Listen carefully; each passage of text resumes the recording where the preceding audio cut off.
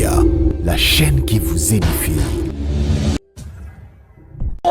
Ouais, le quoi les causes ezali plus pire. Bazo swango bazo kotsaka mona mwasi wana na nzoto. Bazo swango bazo kotsaka na bonzoto ne soki ba kotisi yango parti nyonso explosé pouf et pan. Média, la chaîne qui vous édifie. Tourmenté na effet wana. Mwana mwasi wana azali kokende ko sokola. Azali ko sokola. Akokota na douche ndenge pasi basokolaka bonzoto na bango yako banda pe baso. Média, la chaîne qui vous édifie. Média, la chaîne qui vous édifie.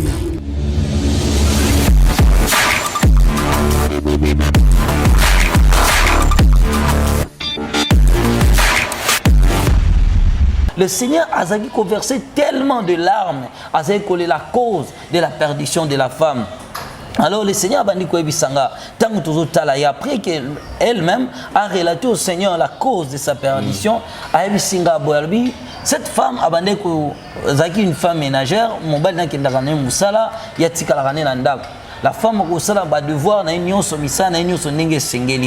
mais après avoir fini travaux ménagers, azali kokene moba 11h akikolala muke tanga kolala akolota ndoto azopasser rapport sexuel na mobali na ye parce que tangu ya kolamuka omona zui téléphone abengi mobali na ye allo chérie ndenge nini mobali pe c'est bien nazanga musala o chérie na bombelo plan moko kitoko na loti ndoto bena to sangisa nzoto donc lelo soko ye kozala feti nga na yo mobali wana mwasi nanga boy mwasi nanga mobali na bande ne ko trouver normal. Mais plus c'est comme que ça là souvent que chaque fois alors que musala lelo lobby chaque jour moi c'est ça regarde na loti na ndoto mobile aussi moi ça non ce que j'ai compris chez toi et ça a besoin sexuel te oyozana yango mais je vois que quelque chose de négatif les autres tamboate na yo pourquoi chaque fois nga sona ki musa yo la la ga olotaka ngana zongi ndako tusangisi nzoto ngana zongi on va voir les pasteurs. Bon, quand la femme aussi a accueilli pour mon pasteur, le pasteur a minimisé la gravité, il y a problème. Voilà. C'est pourquoi dans le livre de Job chapitre 33, le verset 14 à 16, la Bible dit Dieu parle tantôt d'une manière, tantôt d'une autre, et l'on n'y prend point garde. Il parle par des songes, par des visions nocturnes. Quand Dieu te dit quelque chose, bien-aimé, les songes et les moyens communicatifs, il y a un zambe pour nabiso batuna mokili. Alingaki batuba zala alerter na chaque réalité, na chaque information que s'est passé dans le monde spirituel. Alors, le pasteur ayant minimisé la gravité à problème, a kosambe la pona moisi et il va libérer moisi. La femme a au kende daï. Or, les effets vont continuer dans la vie de la femme. Et le jour où moi, le Seigneur me dit, la femme ne savait pas qu'il y avait un démon. Wazaki ko portait le visage de son mari. Démon n'a pas kolata siko elongia mobali na ye. Ezaki mobali na été. Abi même ataba tubobala na okoki jamais kolota partenaire na yo. Bozo sangisana nzoto na nzela ya bozo sangisana nzoto na nzela ya ndoto. Yeba kezali un esprit mari de nuit, moto benge ba esprit inquiet to iki insikib o ba yaka sikoko visiter yo. Bako lata image ya moto yo yebi parce que ba esprit wana bazaka ni na corps ni na âme, mais bako trouver plutôt corps na mokili o bango bako ya bako zo soit image ya mobali na yo, soit image ya ndeko na yo, soit image ya partenaire noto ya ex na yo, nde bako lata yango babandi ko abizaka non physiquement. Et le même démon au boni azo violé mon moi siwana était le même démon sur la terre ou azaka ko tourmenter moi siwana akolo ki ya bande ko kanisa ezalaki mobali na ye. Et là maintenant na bande ko lela David Seigneur. Mais ces histoires, elles allaient au-delà de la portée des hommes. Et le Seigneur a dit qu'on répétait la même histoire. On répétait toujours dans les bandelette. Il y a toujours quelque chose à faire. Les gens doivent chercher la délivrance na point wana. Les gens doivent chercher la délivrance na point wana. Alors il y a plusieurs bazali ko délivrance tango bazwakate mais voici le processus. Il y a délivrance wana to ya phénomène wana. Voilà. Ba esprit wana pouwa kimbima na kati ya mutu. Ba esprit wana babala ka mutu. Ndenge na pesa ki na exemple aliboso spirituellement ndenge Yesu expliquaga. Ba esprit wana babala ka mutu. Bako bala spirituellement. Pour accoucher non, il faut abala spirituellement. Tango koya ko bala spirituellement, alors maintenant akobanda siko koya ko abisaka na po yo ozala libéré. Il y a tout un processus va passer dans il faut passer par la prière de la repentance. Les hommes bisomoko tozalaka ba porte d'entrée ya ba force wana maléfique. Tozalaka ba porte d'entrée ba esprit wana. Po esprit wana akota na bomo ina il faut nzele uta na pa na yo moko. To yambaka ba esprit wana na nzela ya ba film o batu balinga kota na bandaku ba série kotanga ba livre romantique ba biloko wana nyonso ezali porte ya entrée ya esprit wana et surtout ba film d'action o batu balinga mingi kotala mingi et yaka pe mosusu ezali na ba porteur de choses et là teli ya basi na mokili nde ezali source ya entrée ya ba force wana batu balataka mingi ba vêtements trop sexy batu balataka mingi ba pantalon et toboka ba na entrée ya ba puissance ya ba mari to ba femme de nuit. Bana mibali balataka bilamba trop serré encore ezali pe une parce que lorsque moi sazomona sexe na yo ndenge ezali dessiné na nzoto na yo bon ça ikolata jogging olati c'était na se nzoto na yo sala mouvement eza pour attirer attention. C'est comme ça aussi ba esprit wana balandaka motu. À part ces portes là ils ont encore d'autres portes d'entrée dans la vie de l'homme. Au moins mutu so non moi je crains Dieu na la d'une manière décente, d'une manière sainte, d'une manière pire. Mais pourquoi ba phénomène tourmentaka ngai? Alors, ce que tu as une alliance de partenaires, ce qui par exemple, une fois jeune garçon au lingi moi wana comme porte d'entrée dans vie na yo beaucoup ko tomber dans un rapport sexuel dès que binomi ba tomber dans un rapport sexuel na ki chéri na bino 100% bino balana la porte spirituelle est fongami na vie na yo les esprits où ezali ko manipuler moi wana ba ko koma directement ba esprit na yo ezali même effet ou passera même ba komi balata bo passer rapport sexualité les jours seulement une fille t'accepte na zela abie te tonton na lingi yo tonton bina lingi yo le binga pe na lingio tant que binomi balé bolingani directement bo traiter alliance donc pouvoir manipulatrice ya moi si deviendra le même pouvoir manipulatrice ya moi na mobile et ça l'une des portes d'entrée na bato biso ko kutana na bango le porte d'entrée et kozala pe parmi bato de vivre na bango ndako tu peux être pire juste mais peut-être tu as la tolérance pour tes enfants tu permets à tes enfants bataka ba dessin même malsaine et ça une grande porte ya ba puissance wana penassin banda kwa batu.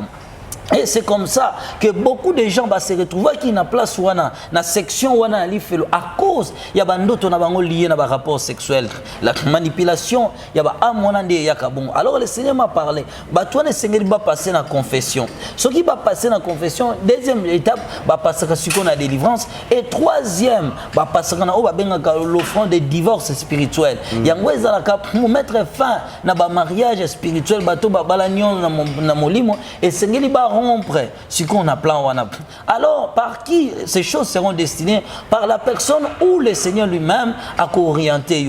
Mais attention encore, il y a aussi des gens qui peuvent passer par de telles délivrances à côté de la résistance et à pouvoir ils ont résisté. Batouana bazalaka soumis à un processus encore de la prière.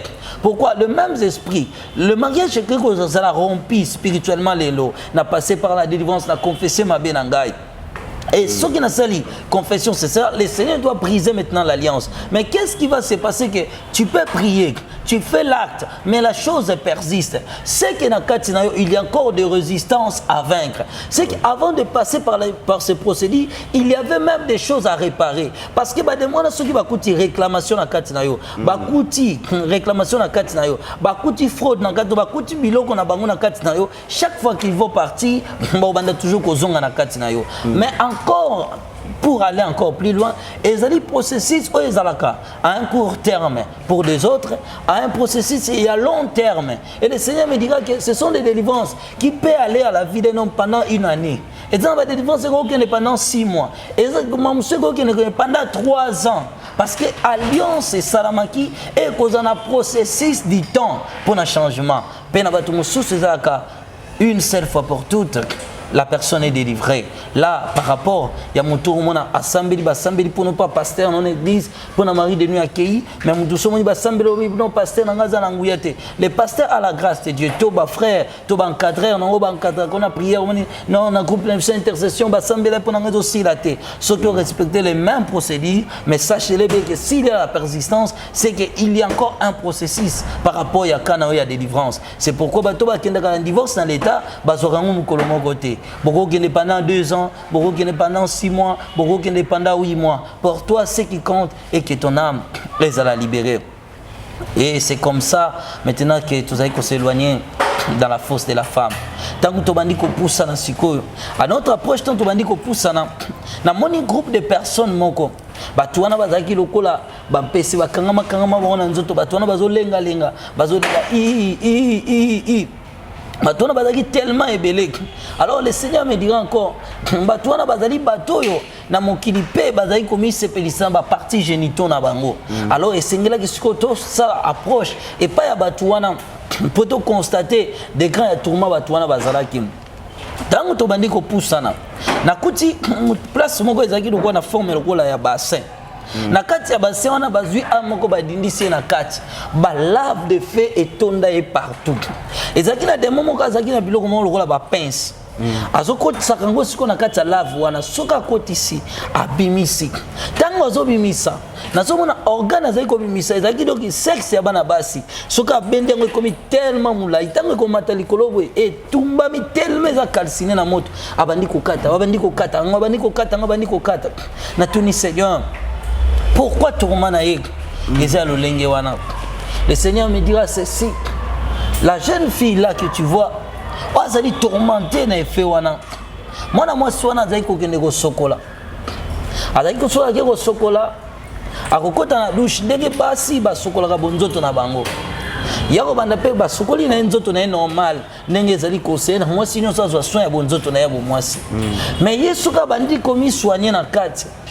Akomi susu ko se marsibeye moko akobanda komi simba ti ako retrouver ba perte blanche na ye akomi sepelisa ye moko na kati ya douche. C'est la raison que aviva kinena mokili.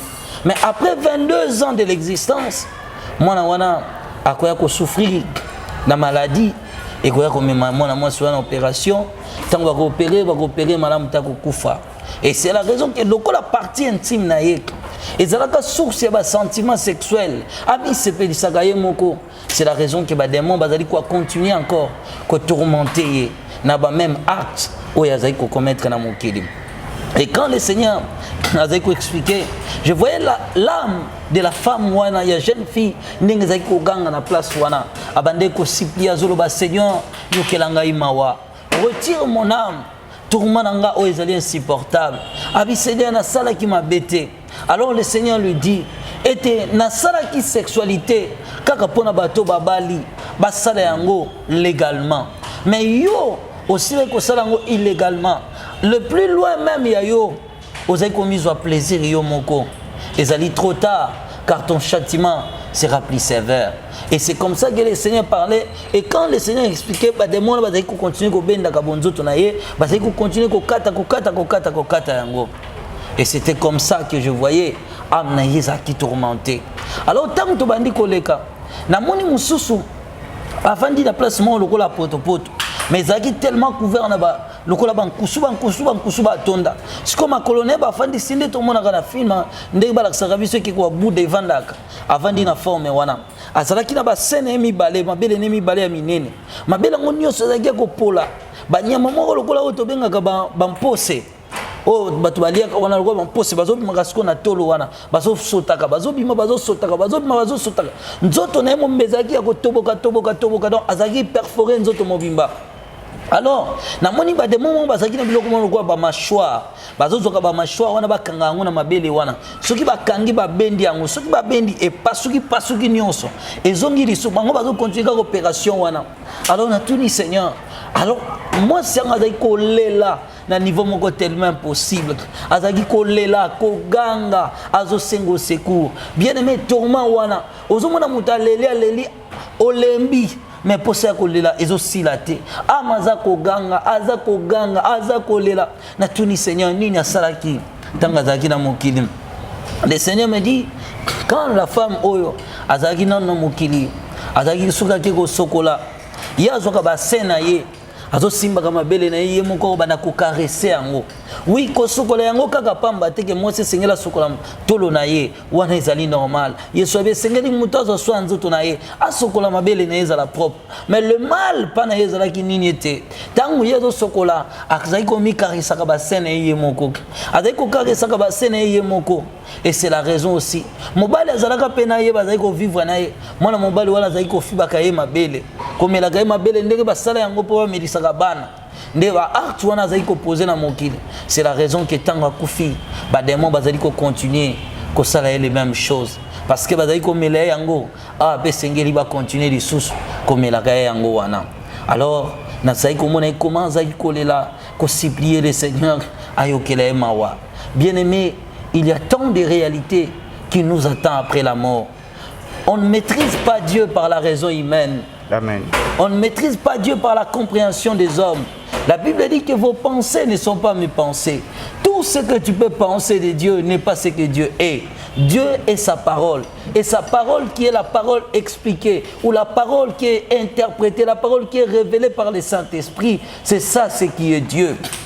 Bien-aimés, les voies de Dieu sont insondables, ils sont au-delà de la raison des hommes. Bien-aimés, il est temps que tu puisses accorder la vie, il est temps, bien-aimés, comme moi, votre frère, je fis ce passage en enfer, bien-aimés. Les réalités que nous trouvons, humainement parlant, rationnellement parlant, bien-aimés, les voies de Dieu est au-delà de la raison des hommes. Dieu nous appelle à une vie sainte, à une vie pure, à une vie juste. Repentons-nous, car n'attendez pas que bien-aimé est trop tard.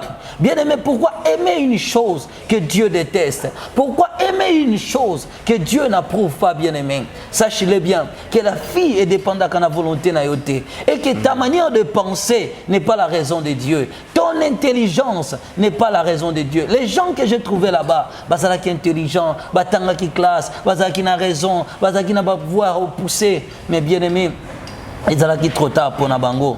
Alors que tant que tu bandi ko le kaye, na comment na sikoyo mwana mwasi mususu, ba demo ba kangie na iloko mo ezaki forme loko ya libende, loko la ballon mo ya munene siko ya libende ya moto. Ba demo ba kangie ba lalisie. Tant ba lalisie ba ligoter siko ba chaîne na libende ya don nzoto na epanzani boki.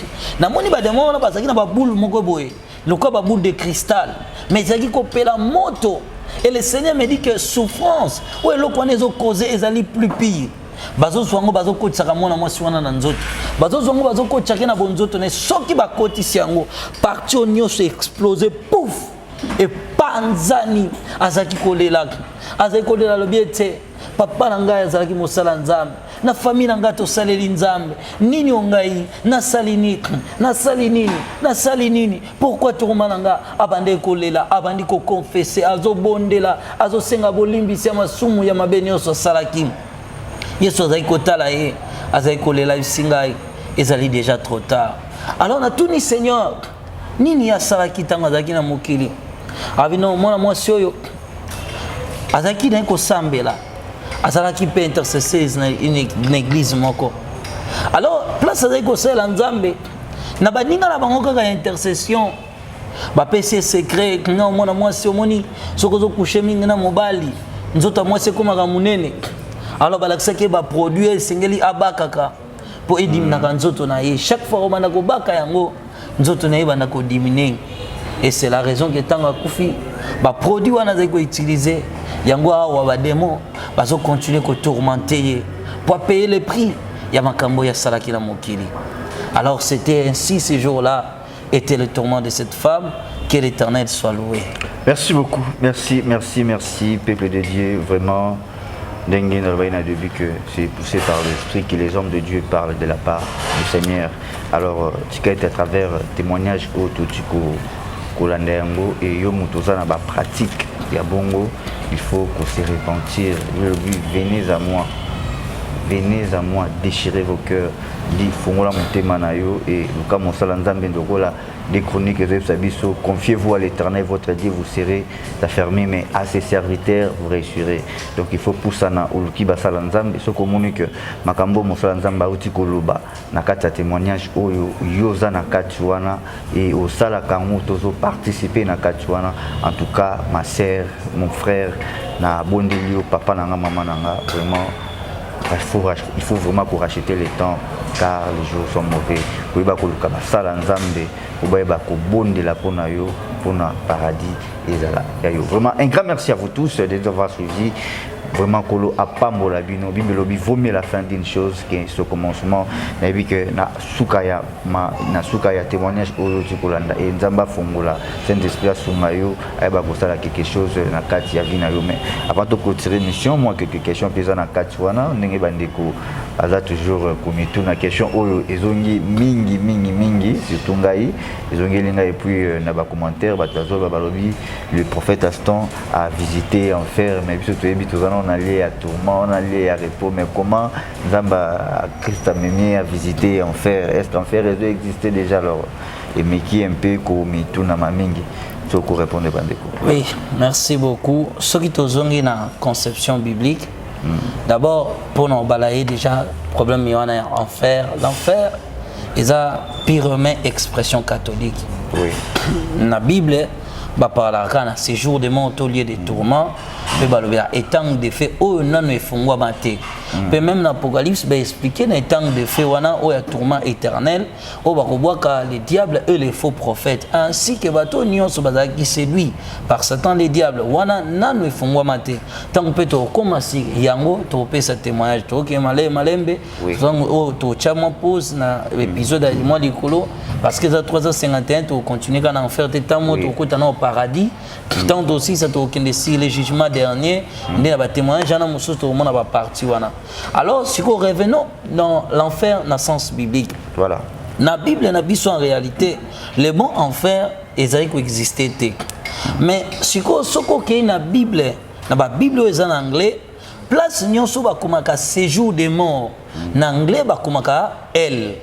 Or elle wana na français na dictionnaire soko zu anglais traduit en français elle et bimaga séjour des morts en français yango siko dans ba version sous biblique comme na Afrique du Sud na kana Suisse to na ba deux pays mon monde ba sala pe ba interprétation ce que la Bible actuelle ba za ko traduit séjour des morts sous forme que comme elle et Nicolas ça séjour des morts na ba Bible na bango plutôt elle et Nicolas ça pardon, elle, en français, c'est l'enfer. Alors, bango, siko, na version anglaise, place sur le séjour des morts, elle. Or, elle veut dire enfer. Donc, c'est la raison que, dans la traduction actuelle, il y a la Bible, et Zali, ce qu'on a place sur le mot séjour des morts, remplaçant par le mot enfer. Donc, en réalité, l'enfer, ezali d'abord d'origine du mot ezali d'abord expression d'une manière catholique nde bayaki na expression wana ya mot enfer mais comme na uti ko expliquer na anglais sikoyo na anglais nde séjour de mort il sera elle dans français veut dire enfer donc na elle c'est lui qui dit le séjour de mort lieu de tourment enfer à sali faute mais s'il faut balayer maintenant les contradicteurs, parce que Paul a dit refuter les contradicteurs. Pour refuter maintenant les contradicteurs, nous rentrons que dans les expressions simples de Louis II et dans d'autres versions de la Bible. Je peux dire que j'étais, quand j'étais dans les séjours des morts, dans un lieu de tourment, dans un enfer. Pourquoi? Parce que je suis aussi un lecteur de la Bible et c'est là que, en origine des mots, nous avons compris. Mais lorsque tout ça, le passage, nous savons qu'il voyage dans le Seigneur en enfer, au moment où il y a beaucoup de gens qui ont fait des expériences avec Dieu, Bazalé, Belé, partout dans le monde. Ils emploient toujours le mot enfer. Parce que quand on est là, le Seigneur nous parle de l'enfer. Or, maintenant, par définition du mot enfer, veut tout simplement dire là où les hommes sont consumés et tourmentés. Donc, ça peut aller toujours dans le même sens. Les contextes simples et le plus ancien de la Bible, c'est le séjour des morts et le lieu où soit un lieu de tourment et le temps de fait reste dans son expression étant de fait. C'est lui aussi, par l'essence, peut dire le séjour des morts ou enfer n'a pas péché, et celui qui peut dire aussi le temps de fait c'est l'enfer n'a pas péché, parce que tous les âmes seront tourmentées. Voilà, merci beaucoup à vous tous de nous avoir suivis. Je dis un grand merci depuis la France. Maman Noéline Mpoka, maman na Colline, maman na Isaac, maman na Cornélie, Bambo Tebele, na PCP, Bananzambe Nyonso, Ozaki Libaku, Foma Kolanda Biso, maman Charlotte Nzoïba dans Canada, et puis Bassala Nzambe Nyonso, il y a EHP Media. Alors, question à Souka pour toute votre émission. Padbalobi, prophète Aston, Soito Bengio, moi, occupation Zalaka. Est-ce que vous avez la disponibilité à Kosunga, Bananzambe Moussous, Bazotara, Liban Mboka, à Bengio, pour moi, Kolandela, na ba séance, il y a ba prière, Lissungiwana. Est-ce que voilà, merci de répondre à un problème. Voilà. Je pense que pour apparaître dans le public, dans bandi apparition témoignage dans la condition de malade. Oui. On a bandit déjà carrière plus dans les médias, déjà dans les déjà dans la première santé, au moins humilité, d'un coup le poison du bosso, poison du bosso et d'un coup zone mariage et silité d'un coup zone janvier. Non, dans l'église période presque batunyo sur balandinga EHP banda na banda ba mission du bosso na ba tourner na frère qui na zaka toujours na première santé na malade. Alors ce que ezaki ba maladie zaka plus na temps à repos. Il est temps de apparaître. À part ça, au moins que tu as l'église. Naza, mukambe église à part ça, on appelle ça sous la formation, na bisika musosi ko nyoso wana soko sangi so mona que journée ils rappellent saturé. Oui, journée za saturé, mais temps à repos ils a mingi. Comme tout ça ko benganga na bi kende naza boy, tant so hôpital ba recommander na se reposer pendant 4 heures du temps. Na tana nyoso naza répondre à l'impossibilité yama. Dans la réalité o comme la kinga na tant nyoso na bandi et surtout poison est plus né quoi affaibli. Le processus va poison les kimingi est affaibli pour un temps. Dans les jours à venir, nous allons répondre à Moussa Ndingezalaki auparavant et dans Tangwana, on pourra toujours servir les gens. Oui. Merci beaucoup. Très bien. Message dans répondre. Et ça, citation actuelle, citation à une année et demie, on dit et rendre un peu ainsi. Très bien. Merci beaucoup. Alors, nous sommes arrivés déjà à la fin de cette émission. Merci beaucoup à vous tous et nous avoir suivis. Alors, votre numéro de téléphone, papa, n'a pas Nzambe Balandi va comprendre pour Babé Tamama Bakouté. On a besoin de Moussa Nzambe au tiki-moi message et va répondre au cas. Voilà, merci. Votre numéro de téléphone pour nous avoir besoin de maman. Plus 243 82 26 82 371. Plus 243 82 26 82 371.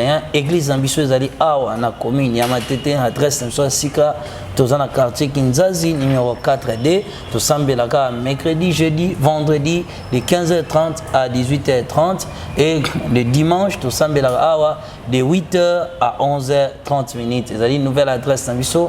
Pour le reste ba ope ba linga Rolanda plus ba kit tamso ba tala souvent na Adam Ministry TV. Voilà un peu simple ba coordonnées au na ko pesa na temps actuel. Voilà, merci beaucoup. Alors, on a évité de couper sa motte na banane. Voilà, na salué ba na Nzambe nyonso, bandeko nyonso, bazali tellement belé que oyo soki na cité mi balé na tiki mususu wa obeta libaku na pesika d'abord mbote na bana Nzambe nyonso ba chrétiens partout dans le monde de Dieu, dans le monde entier na pesibino mbote. Je salue aussi ma femme, je salue mon église, je salue tous les chrétiens, tous les fidèles que le Seigneur nous a donné à travers le monde entier. Que Jésus-Christ vous bénisse. Merci beaucoup. Quant à moi, je dis un grand merci à vous tous. Ndenge bo message toujours pour l'andabo za la scotcher na EHP Media et bisono to s'abonner to meke un peu ko s'abonner pour na bozo ba séance à témoignage oyo ya kitoko vraiment. Un grand merci à maman GH, il y a papa Ozeamani et pourquoi pas papa Joseph, na maman Francine, na Belgique. Alors, je dis un grand merci à ma caméra, c'était Dédé Myongu, Aigle di Kawele, Zamaza Nayo, na Bosanité, Nanta Mwamba et puis Charlie Kanga. Alors, on ne peut pas clôturer cette émission sans toutefois tous va Christ et Asuksana Bisolokola Omega. Merci. Ozalaki Alpha Peosuki Nsina Bisolokola Omega. Nzambe obolingone le kinyonso, merci Seigneur. Nata malamu aussi likopesa biso na ko transmettre oyo lingi peuple non ayeba Seigneur Dieu.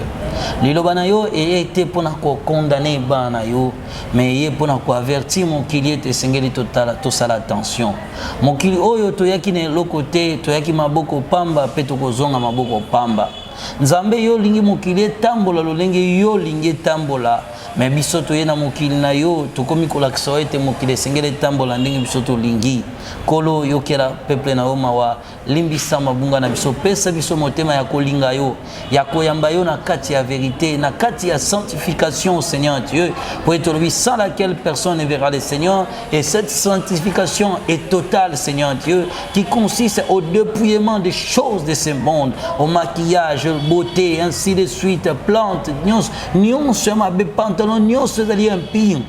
Yo lingete peuple nous a abandonné, mais tu revêtis l'identité véritable de la vraie christianisme. Et Seigneur, nous croyons que l'ère est venue où la vraie chrétienté sera reconnue dans le monde, que le Seigneur était au milieu de son peuple. Amen. Amen. Tout ce que vous demandez en priant, croyez que vous l'avez réussi et vous le verrez s'accomplir. Alors, quant à moi, je vous dis bye. On se retrouve prochainement. Média, la chaîne qui vous édifie.